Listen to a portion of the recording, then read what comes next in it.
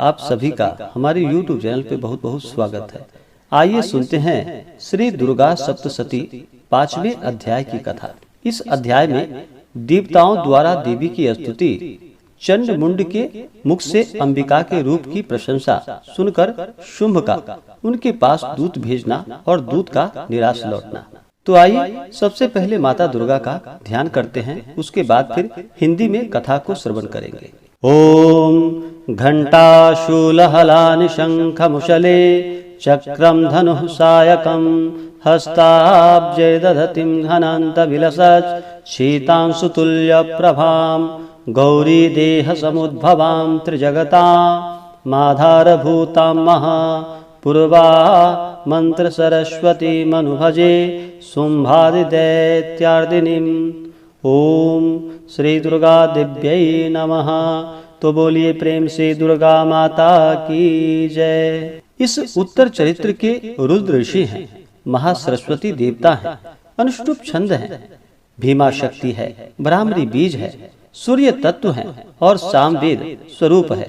महासरस्वती की प्रसन्नता के लिए उत्तर चरित्र के पाठ में इसका विनियोग किया जाता है, जो अपने कर कमलों में घंटा, शूल, हल, शंख, मूसल, चक्र, धनुष और बाण धारण करती हैं। शरद ऋतु के शोभा संपन्न चंद्रमा के समान जिनकी मनोहर कांति है, जो तीनों लोकों की आधारभूता और शुंभ आदि दैत्यों का नाश करने वाली है, तथा गौरी के शरीर से जिनका प्राकट्य हुआ है, उन महासरस्वती देवी का मैं निरंतर भजन करता हूँ। ऋषि कहते हैं, पूर्व काल में शुंभ और निशुंभ नामक असुरों ने अपने बल के घमंड में आकर सचीपति इंद्र के हाथ से तीनों लोकों का राज्य और यज्ञ भाग छीन लिया।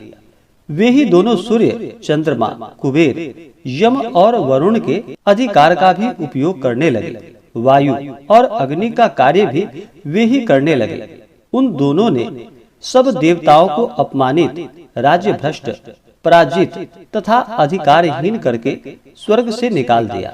उन दोनों महान असुरों से तिरस्कृत देवताओं ने अपराजिता देवी का स्मरण किया और सोचा, जगदम्बा ने हम लोगों को वर दिया था कि आपत्ति काल में स्मरण करने पर मैं तुम्हारी सब आपत्तियों का तत्काल नाश कर दूंगी। यह विचार कर देवता गिरिराज हिमालय पर गए और वहां भगवती विष्णु माया की स्तुति करने लगे। देवता बोले, देवी को नमस्कार है, महादेवी शिवा को सर्वदा नमस्कार है, प्रकृति एवं भद्रा को प्रणाम है।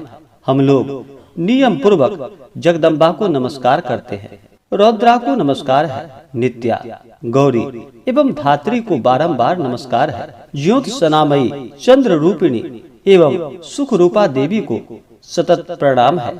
शरणागतों का कल्याण करने वाली वृद्धि एवं सिद्धि रूपा देवी को हम बारंबार नमस्कार करते हैं। नैऋति राजाओं की लक्ष्मी तथा सर्वाणी शिव पत्नी शिव रूपा आप जगदम्बा को बार बार नमस्कार है। दुर्गा, दुर्गपारा, दुर्गम संकट से पार उतारने वाली, सारा सबकी सारभूता, सर्वकारिणी, ख्याति, कृष्णा और धुर्मा देवी को सर्वदा नमस्कार है। अत्यंत सौम्य तथा अत्यंत रौद्र रूपा देवी को हम नमस्कार करते हैं, उन्हें हमारा बारंबार प्रणाम है। जगत की आधारभूता कीर्ति देवी को बारंबार नमस्कार है। जो देवी सब प्राणियों में विष्णु माया के नाम से कही जाती है, उनको नमस्कार है, उनको बारंबार नमस्कार है। जो देवी सब प्राणियों में चेतना कहलाती हैं, उनको नमस्कार, उनको नमस्कार, उनको बारंबार नमस्कार है। जो देवी सब प्राणियों में बुद्धि रूप से स्थित हैं, उनको नमस्कार, उनको नमस्कार, उनको बारंबार नमस्कार है। जो देवी सब प्राणियों में निद्रा रूप में स्थित हैं, उनको नमस्कार है, उनको नमस्कार, उनको बारंबार नमस्कार है। जो देवी सब प्राणियों में क्षुधा रूप से स्थित हैं, उनको नमस्कार, उनको नमस्कार, उनको बारंबार नमस्कार है। जो देवी सब प्राणियों में छाया रूप में स्थित हैं, उनको नमस्कार, उनको नमस्कार, उनको बारंबार नमस्कार है। जो देवी सब प्राणियों में शक्ति रूप में स्थित हैं, उनको नमस्कार, उनको नमस्कार, उनको बारंबार नमस्कार है। जो देवी सब प्राणियों में तृष्णा रूप से स्थित हैं, उनको नमस्कार, उनको नमस्कार, उनको बारंबार नमस्कार है। जो देवी सब प्राणियों में शांति, क्षमा रूप से स्थित है, उनको नमस्कार, उनको नमस्कार, उनको बारंबार नमस्कार है। जो देवी सब प्राणियों में जाति रूप से स्थित हैं, उनको नमस्कार, उनको नमस्कार, उनको बारंबार नमस्कार है। जो देवी सब प्राणियों में लज्जा रूप से स्थित हैं, उनको नमस्कार, उनको नमस्कार, उनको बारंबार नमस्कार है। जो देवी सब प्राणियों में शांति रूप में स्थित हैं, उनको नमस्कार, उनको नमस्कार, उनको बारंबार नमस्कार है। जो देवी सब प्राणियों में श्रद्धा रूप से स्थित है, उनको नमस्कार, उनको नमस्कार, उनको बारंबार नमस्कार है। जो देवी सब प्राणियों में कांति रूप में स्थित हैं, उनको नमस्कार, उनको नमस्कार, उनको बारंबार नमस्कार है। जो देवी सब प्राणियों में लक्ष्मी रूप से स्थित हैं, उनको नमस्कार, उनको नमस्कार, उनको बारंबार नमस्कार है। जो देवी सब प्राणियों में वृत्ति रूप से स्थित हैं, उनको नमस्कार, उनको नमस्कार, उनको बारंबार नमस्कार है। जो देवी सब प्राणियों में स्मृति रूप से स्थित हैं, उनको नमस्कार, उनको नमस्कार, उनको बारंबार नमस्कार है। जो देवी सब प्राणियों में दया रूप से स्थित हैं, उनको नमस्कार, उनको नमस्कार, उनको बारंबार नमस्कार है। जो देवी सब प्राणियों में तुष्टि रूप से स्थित हैं, उनको नमस्कार, उनको नमस्कार, उनको बारंबार नमस्कार है। जो देवी सब प्राणियों में माता रूप से स्थित हैं, उनको नमस्कार, उनको नमस्कार, उनको बारंबार नमस्कार है। जो देवी सब प्राणियों में भ्रांति रूप से स्थित हैं, उनको नमस्कार, उनको नमस्कार, उनको बारंबार नमस्कार है। जो देवी के इंद्रिय वर्ग की अधिष्ठात्री देवी एवं सब प्राणियों में सदा व्याप्त रहने वाली हैं, उन व्याप्ति देवी को बारंबार नमस्कार है। जो देवी चैतन्य रूप से इस संपूर्ण जगत को व्याप्त करके स्थित हैं, उनको नमस्कार, उनको नमस्कार, उनको बारंबार नमस्कार है।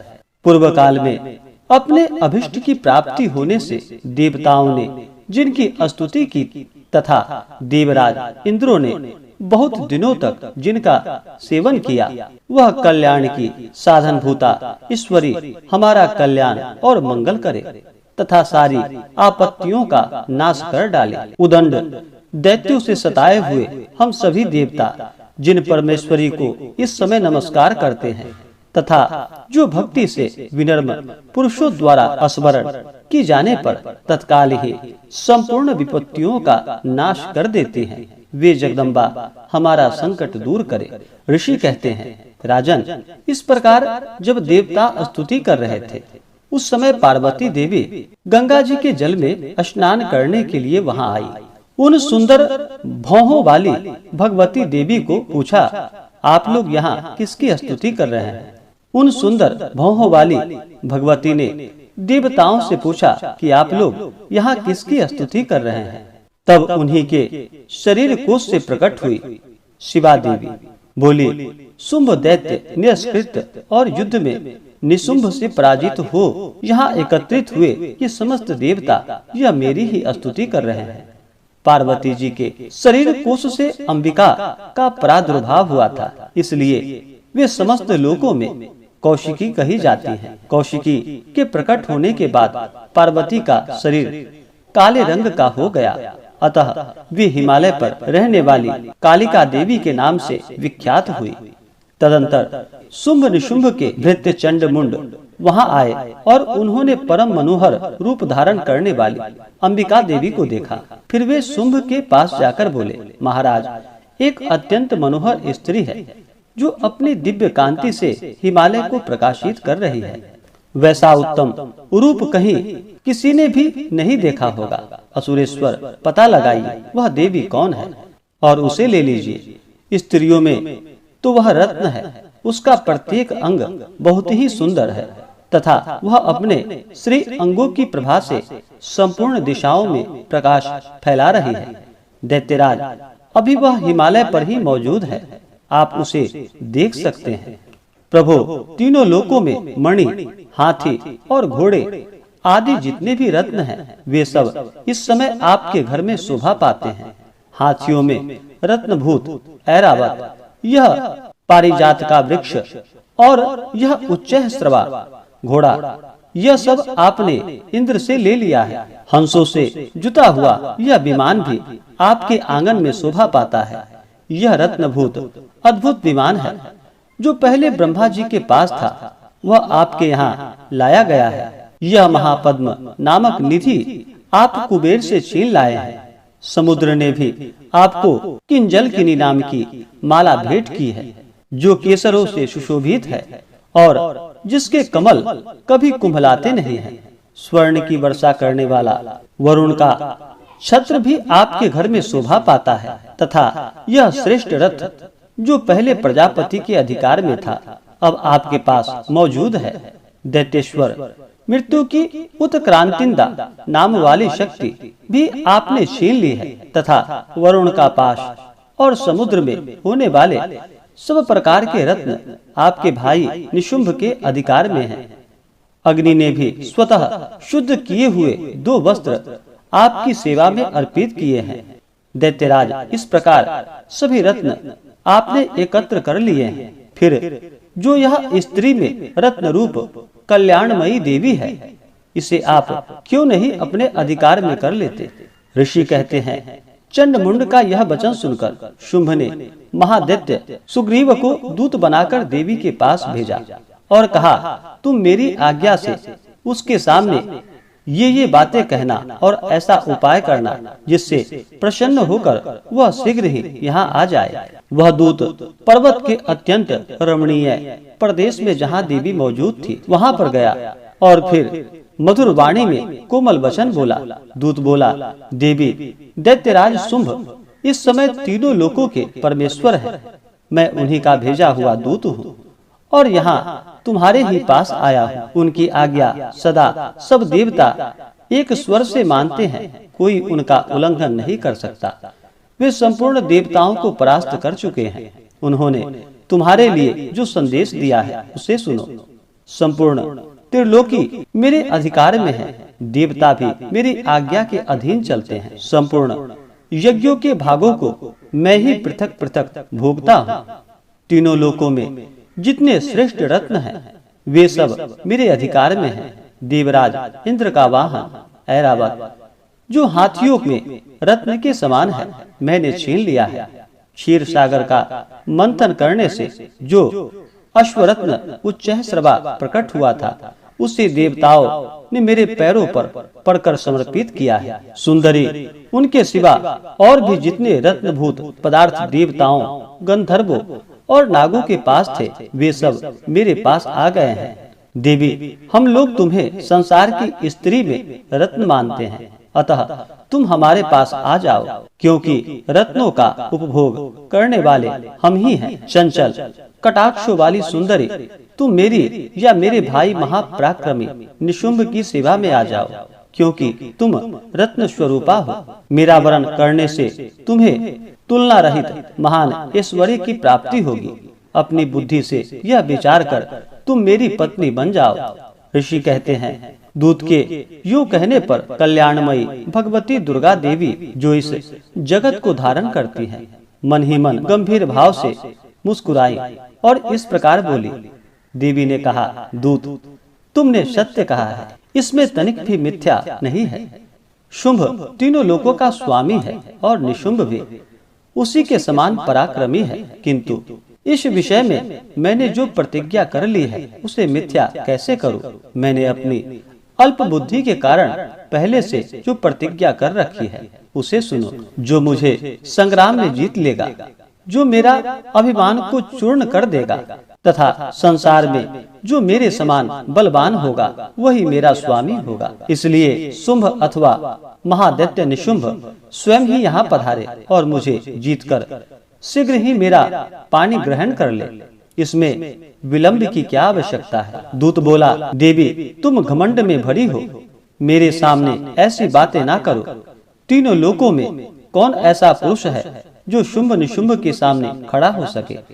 देवी, अन्य दैत्यों के सामने भी सारे देवता युद्ध में नहीं ठहर सकते, फिर तुम अकेली स्त्री होकर कैसे ठहर सकती हो? जिन शुंभ आदि दैत्यों के सामने इंद्र आदि सब देवता भी युद्ध में खड़े नहीं हुए, उनके सामने तुम स्त्री होकर कैसे जाओगी? इसलिए तुम मेरे ही कहने से शुंभ निशुंभ के पास चली चलो। ऐसा करने से तुम्हारे गौरव की रक्षा होगी, अन्यथा जब वे केश पकड़कर घसीटेंगे तब तुम्हें अपनी प्रतिष्ठा खोकर जाना पड़ेगा। देवी ने कहा, तुम्हारा कहना ठीक है, शुंभ बलवान है और निशुंभ भी बड़े पराक्रमी है, किंतु क्या करूं? मैंने पहले बिना सोचे समझे प्रतिज्ञा कर ली है, अतः अब तुम जाओ। मैंने तुमसे जो कुछ कहा है वह सब दैत्यराज से आदर पूर्वक कहना, फिर वे जो उचित जान पड़े वो करे। इस प्रकार मार्कंडेय पुराण में सावर्णिक मनमंत्र की कथा के अंतर्गत देवी महात्म्य में देवी दूत संवाद नामक 5वां अध्याय पूरा हुआ। तो बोलिए प्रेम से दुर्गा माता की जय। इसी प्रकार से आगे की अध्याय को सुनने के लिए हमारे इस चैनल पे अगर आप नए हैं तो चैनल को लाल बटन दबा करके सब्सक्राइब करें, साथ में बेल आइकन घंटी को दबाएं ताकि मेरे वीडियो का नोटिफिकेशन आपको समय से मिलता रहे।